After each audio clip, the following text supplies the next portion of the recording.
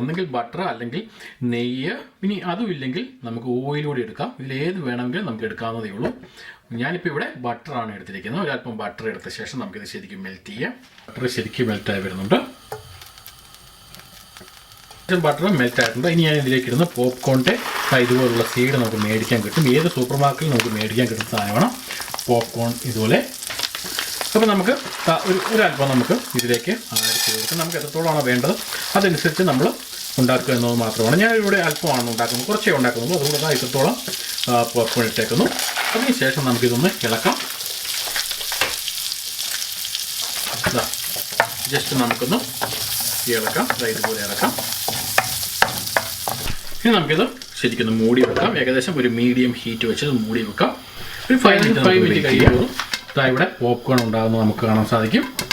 ഇവിടെ പൊട്ടി തുടങ്ങിയിട്ടുണ്ട്. നമുക്ക് ഇത് മൊത്തം പൊട്ടി ഇതുപോലെ പോപ്കോൺ ആകുന്ന